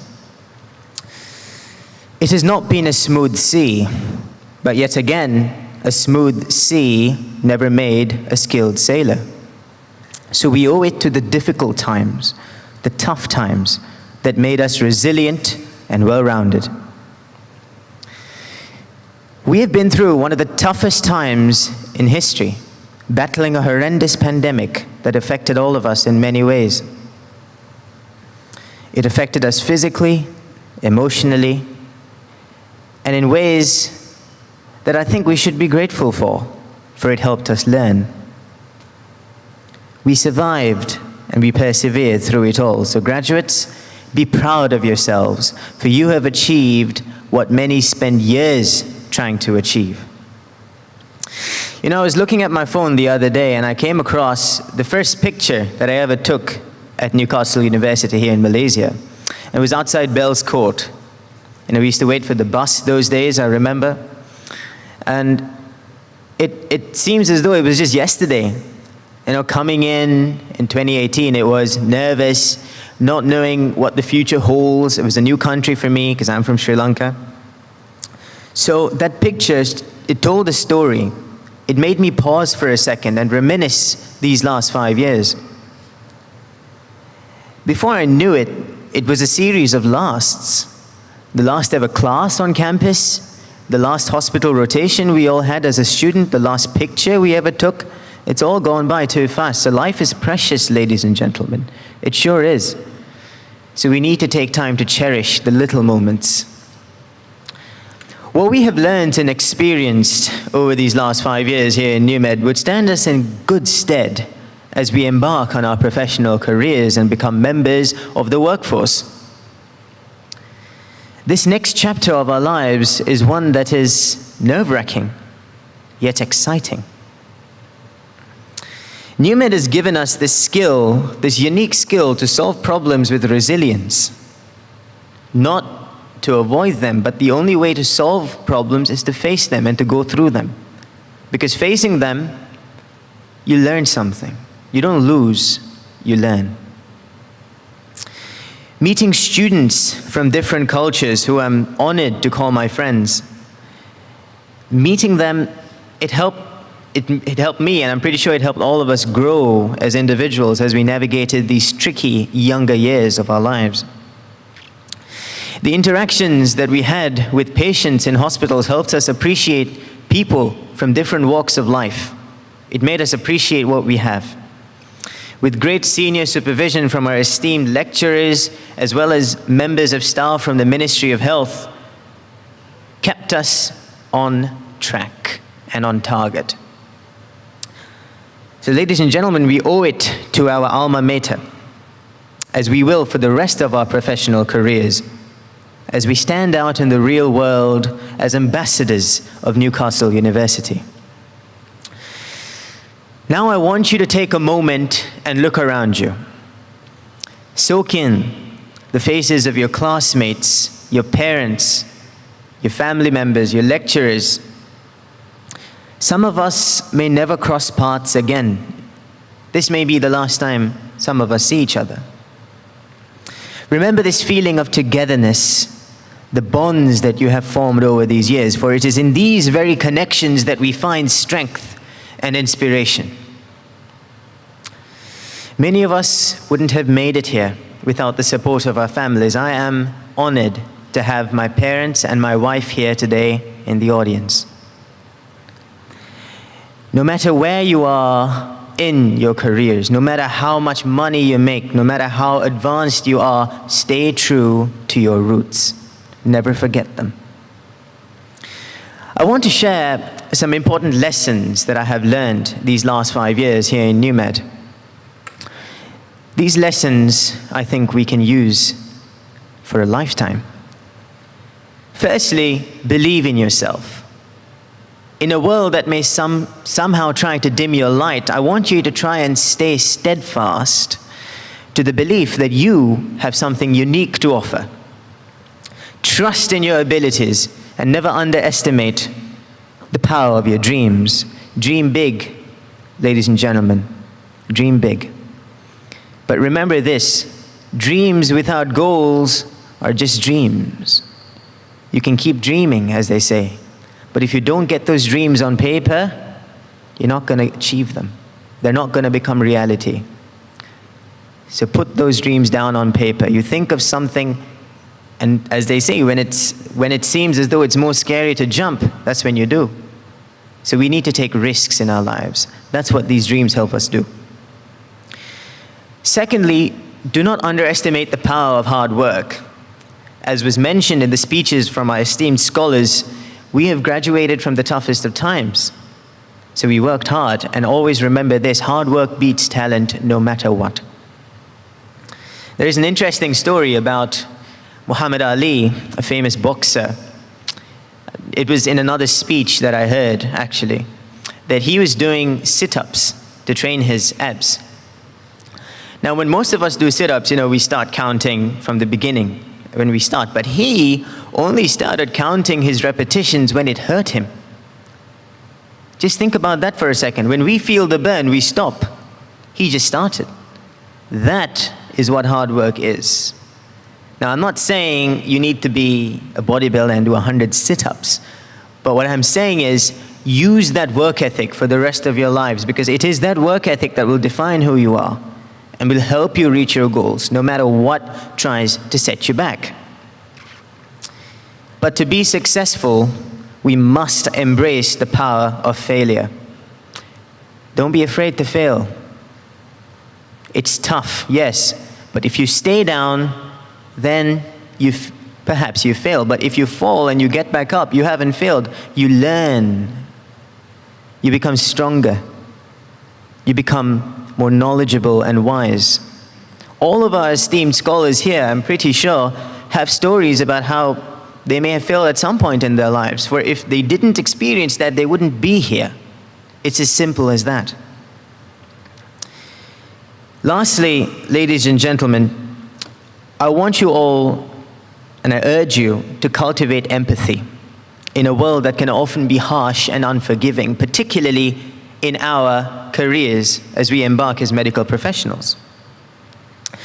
Extend a helping hand to those in need. Listen to those voices that often go unheard. Stand up for equality. When we are long gone, ladies and gentlemen, people are not going to remember us again by how much money we had or our rank in the workplace. No, they're only going to remember us by the way we treated them. That's what stays, to treat people with kindness, because they'll remember us. MBBS and other graduating classes of 2023, I conclude with the following. We are the future leaders and change makers of our world. We possess the potential to make a profound impact on the lives of others. So commit to excellence, believe in yourself, believe in your abilities, and work tirelessly to achieving your goals. I wish you all the best of luck in your future endeavors. Thank you very much.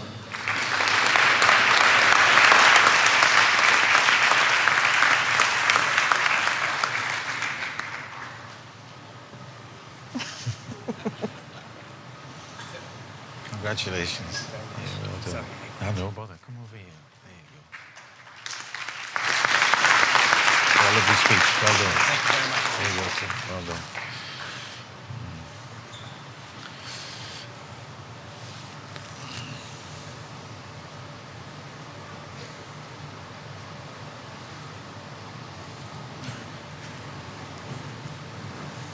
Will you please stand?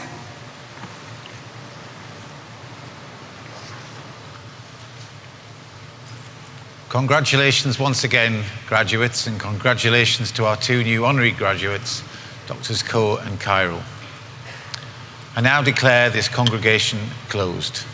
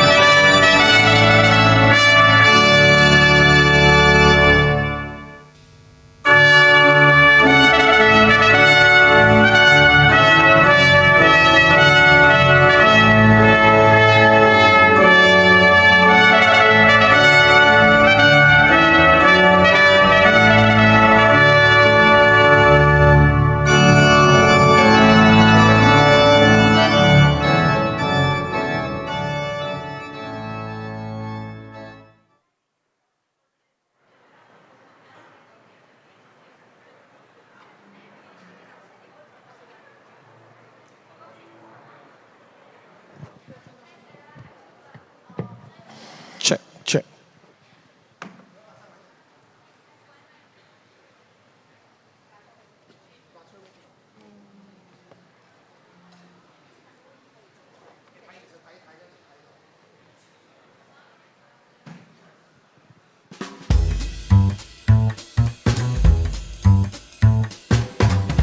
The decision to study medicine was driven largely by values instilled in me by my faith and family.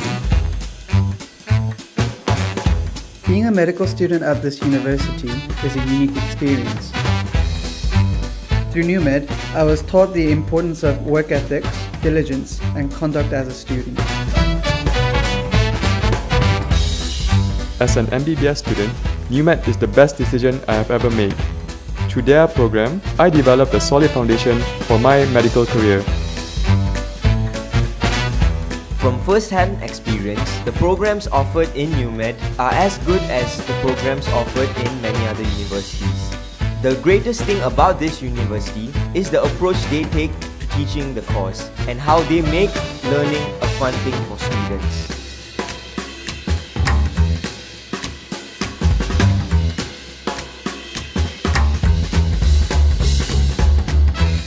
Medicine is not an easy field. It is both dynamic and enlightening at the same time, and definitely a course that would train you not to just become a more resilient and informed person compared to the day before, but also a better humanitarian and a respectable member of society.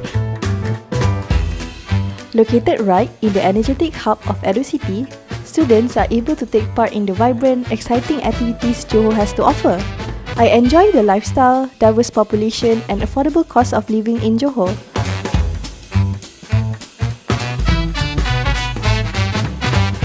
Our learning environment is vibrant and dynamic. Students are highly energetic and motivated, nurtured to demonstrate leadership, teamwork, and well-being of society in innumerable ways.